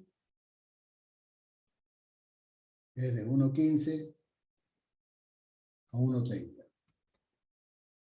Y esto con un nivel de humeado por debajo del límite máximo permisible. Límite máximo permisible, ¿ya? Vamos a ponerlo acá. Límite máximo permisible.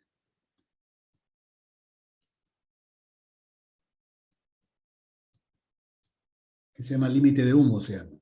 Este límite máximo permisible se llama límite de humos.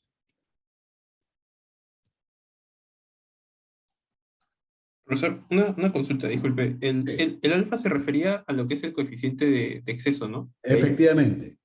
Alfa es la relación aire-combustible real con respecto a la cantidad estequiométrica. Eso ya lo sabemos. A ese alfa me refiero. Este es para motores de automóvil con cámaras separadas.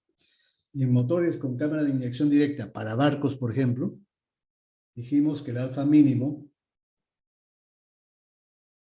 estaba entre 1,6 y 1,8. Esto es para motores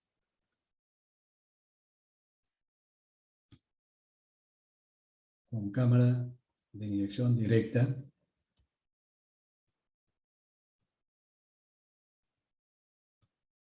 y formación volumétrica. Y formación volumétrica del aire combustible. Formación volumétrica de la relación aire-combustible.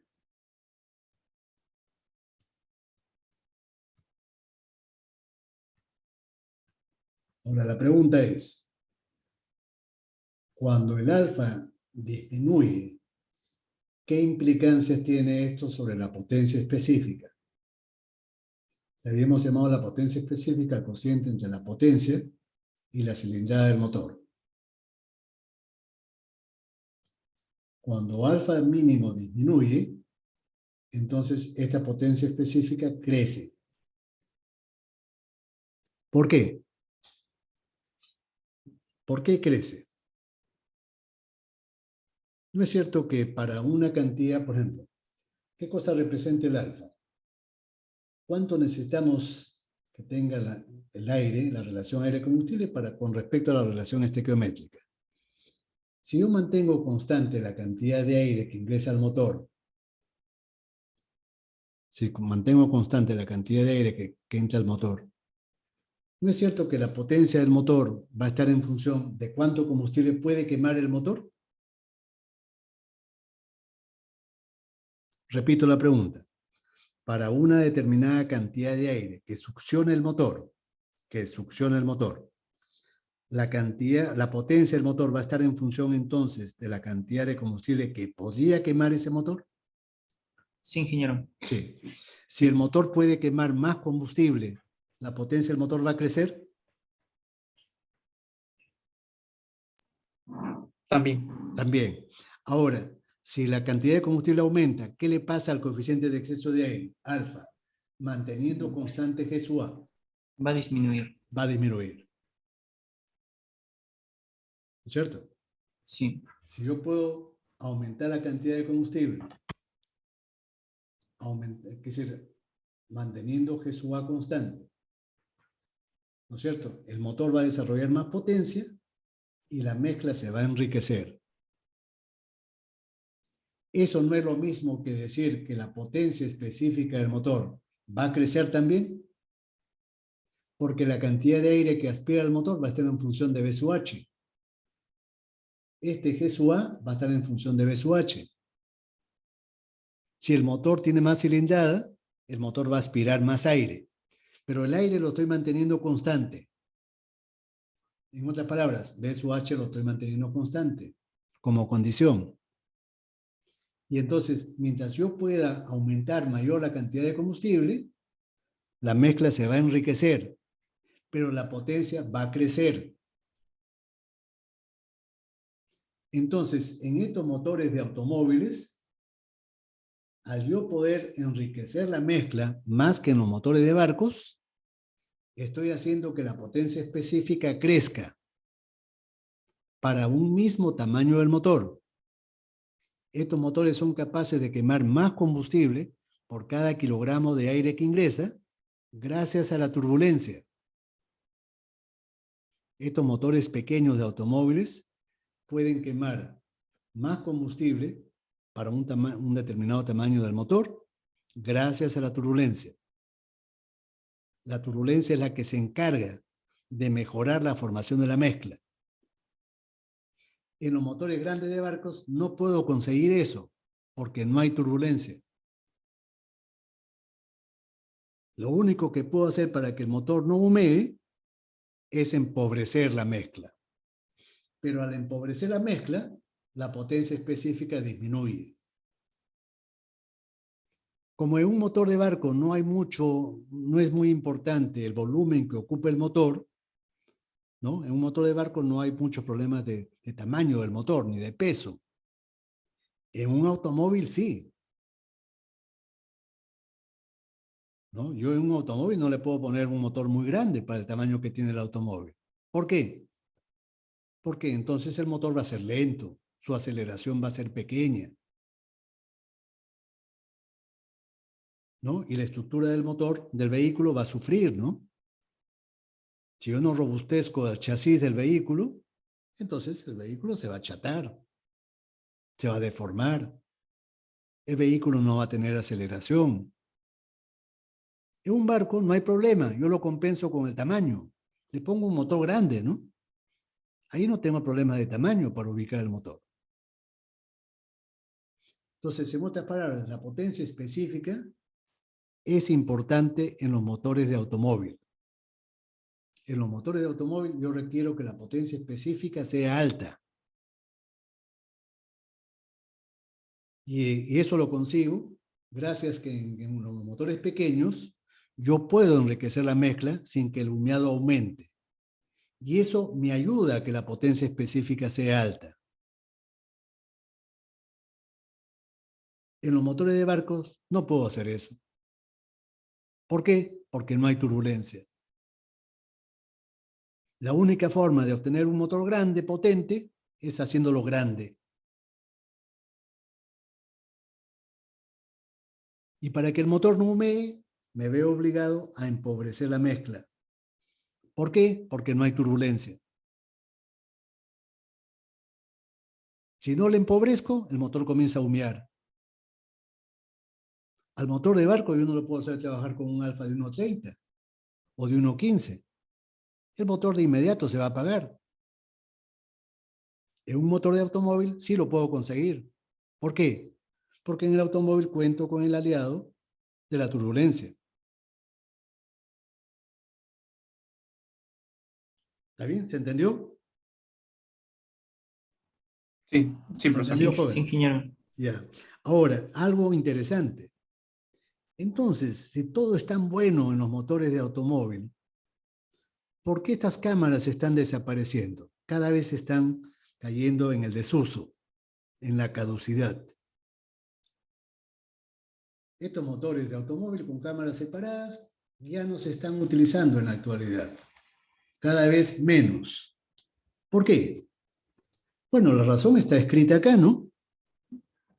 La eficiencia La eficiencia es genera baja. mayor gasto en Efectivamente. dinero. Y ahora, sobre todo, que hay escasez de petróleo, y lo estamos comprobando, ¿eh? Con este problema de la invasión de Ucrania, los precios del petróleo se están sincerando. Claro, la guerra ha traído pues una escasez de petróleo porque Europa se abastece de gas y de petróleo, en gran parte, del petróleo y gas proveniente de la Siberia rusa. Eso se ha encarecido y eso ha provocado el encarecimiento de la gasolina y del petróleo en todo el mundo. Y entonces, pero antes de que ocurriera esta guerra, ya esa tendencia de que estas cámaras tendieran a desaparecer ya había. ¿Cómo las sustituyeron? Porque los motores diésel se siguen empleando en motores de automóvil. ¿Cómo han reemplazado? ¿Cómo han logrado conseguir que el rechazo al encendido sea pequeño, compatible con poco el tiempo disponible que tenemos en estos motores tan rápidos? Ya lo mencioné al inicio de la clase. En la actualidad, se pueden utilizar los sistemas Common Rail. Y estos sistemas de inyección Common Rail inyectan el combustible a muy alta presión, a valores tan iguales como ocurre en los motores de barcos, de 1500 a 2000 bares. Antes no se podían utilizar estos sistemas de inyección por lo caro que resultaban instalarlos en un automóvil. No se justificaba, ¿no? Si se hubieran instalado, un automóvil en vez de costar pues $20,000, hubiera costado $100,000. ¿Quién iba a comprar un automóvil por $100,000? Nadie, ¿no? Ni en Europa ni en Estados Unidos, por más ricos que sean. Pero esos sistemas de inyección Common Rail se han abaratado totalmente. Es decir, ustedes saben que los componentes electrónicos bajan año a año. Hay una tendencia a bajar de precios, ¿no? Por los semiconductores, ¿no? Por el avance de la electrónica y la computación. Pero eso antes no podía ocurrir.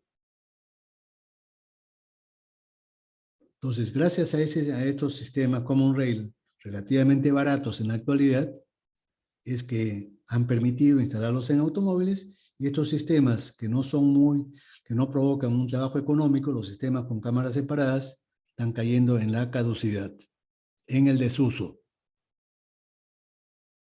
Lo mismo ocurre con las cámaras MAN. Las cámaras MAN, estas cámaras de acá, también tienen la misma tendencia a desaparecer. ¿Cuáles son? Un ratito, por favor. Las cámaras, ¿no? Esta de acá. Esta es la cámara MAN, la cámara H, de acá, MAN. Esta cámara es la DOIS. Cámara DOIS. Se escribe DEUTZ. D-E-U-T-Z.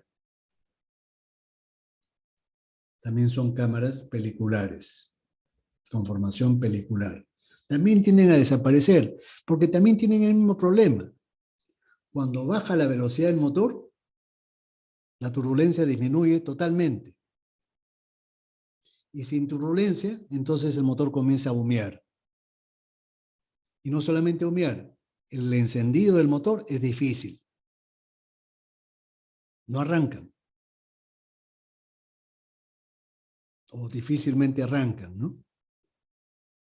Entonces, por eso estas cámaras, a pesar que son económicas, el funcionamiento es económico del motor con las cámaras peliculares, sin embargo, por los defectos que acabo de mencionar, es decir, la alta emisión de humo en regímenes de bajas velocidades y además el arranque difícil en frío, hacen que estas cámaras tiendan también al desuso.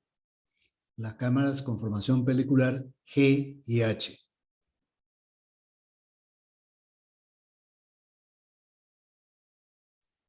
¿Está bien?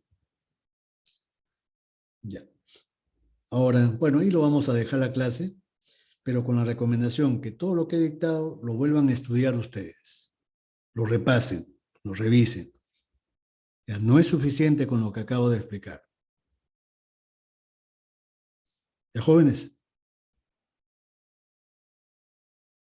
Para la próxima clase vamos a ver la influencia de otros factores sobre el proceso de combustión y vamos a ver los sistemas de inyección de tipo lineal. Los sistemas de inyección de tipo lineal son aquellos que tienen una bomba de inyección, una tubería de alta presión y un inyector. Entonces, algunos de los requisitos que tienen estos sistemas de inyección para trabajar en motores diésel. Una característica de estos sistemas de inyección son la precisión de los elementos móviles de estos sistemas.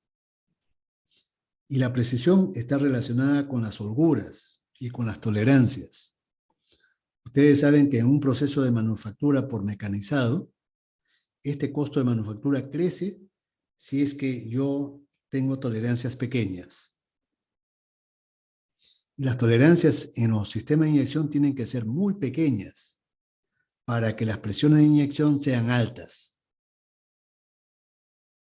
¿Se entiende? Las presiones de inyección son altas cuando las holguras son pequeñas. Si las holguras son grandes, entonces las presiones de inyección bajan.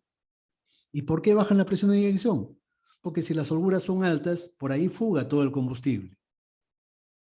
Si las holguras son grandes, por ahí fuga el combustible. Y entonces las presiones de inyección bajan consecuentemente. Para que no ocurra eso, el sistema tiene que fabricarse con suma precisión. ¿Cuáles las holguras? De 1 a 3 micras. De 1 a 3 micras. Ese es el nivel de precisión. Cuando, por ejemplo, el émbolo de una bomba de inyección, de una bomba de alta precisión, por ejemplo, yo si por descuido lo cojo con los dedos, ya lo malogré a ese émbolo. ¿Por qué lo malogré? Porque la piel humana segrega ácidos grasos. Ácidos grasos. Si yo lo agarro con mi mano a un émbolo de una bomba de inyección, al poco tiempo yo voy a ver que cambia de color ese elemento. Se forma un color azulado, violáceo. ¿Qué cosa es el cambio de color? Manifestación de qué cosa es el cambio de color. ¿Por qué la pieza que lo toqué con mis dedos, el émbolo de esa bomba de inyección, por qué cambiaron de color? Sinónimo de qué cosa es eso, síntoma de qué es. De oxidación. Como lo agarré con mi mano segrega grasa, con un ácido graso, entonces eso lo ha oxidado. Y ese óxido ya penetra por los microporos que tiene ese elemento. Y entonces poco a poco se va a seguir oxidando. Así lo limpie. Ya lo cogí con la mano, ya lo malogré. Si ese émbolo en la limpieza se me cae, por ejemplo, por descuido se me cae, ya lo malogré también. Ya no lo puedo poner ahí en su sitio. Por más que lo limpie. Si un émbolo uso lo saco de una sección de bombeo, de un cilindro, de la bomba, y trato de ponerlo en otro agujero, idéntico aparentemente, ya lo malogré. ¿Por qué motivo? Porque estos elementos desde la fábrica se hacen por pares. Cada émbolo con un cilindro determinado. No los puedo intercambiar, así sean de la misma bomba. Con eso debido al gran nivel de precisión con que se fabrican estos elementos. Eso hace que los sistemas de inyección sean caros. Mientras más preciso es la fabricación de la bomba, más cara es. ¿Qué ventaja tiene eso? Que mientras más precisa es la fabricación, las holguras son más pequeñas. Y si las holguras son más pequeñas, las presiones de inyección son más altas. Ya saben ustedes que las altas presiones de inyección son necesarias para que la pulverización sea fina.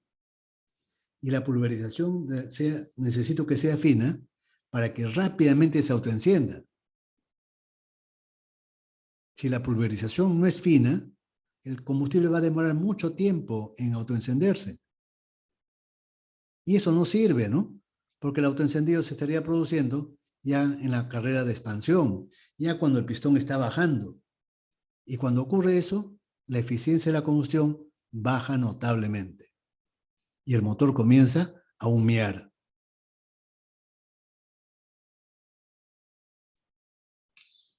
Ya, ahora sí, ahí lo voy a dejar la clase. Ya, jóvenes, hasta luego. Me despido de ustedes. Muchas gracias por haber asistido. Una consulta, profesor. Sí, Esos sistemas que dijo, ¿de qué marca era? Era para los sistemas de inyección tipo lineal, mencionó, creo. Lo del... bomba de inyección lineal. La bomba de inyección lineal se utilizan, por ejemplo, en motores grandes o en motores de mediana potencia. Mientras más grande es el motor, yo necesito que las gotas sean más pequeñas y los sistemas de inyección son más caros, más precisos. Cuando el motor es más pequeño, como por ejemplo en las cámaras auxiliares, con motores de automóvil, acá, el inyector solamente tiene un agujero. Un solo agujero tiene el inyector. ¿De qué diámetro? De 1 a 2 milímetros es el diámetro del agujero del inyector. Entonces los niveles de precisión no son altos. Y eso es a propósito, ¿no? ¿Es bueno o es malo para un motor automotriz? Que el nivel de precisión de una bomba no sea tan alta como la de un barco. Es bueno porque ya hay turbulencia. Es bueno porque el sistema de inyección así no va a ser tan caro. Ya cuando el sistema de inyección no es tan preciso en su manufactura, no es tan caro. Y al no ser muy caro, entonces yo lo puedo instalar en un automóvil. ¿Está claro? Pero en la actualidad, todos estos problemas se están eliminando con el Common Rail. ¿Por qué? Porque el Common Rail lo inyecta a muy alta presión sin la necesidad de que haya tanta precisión.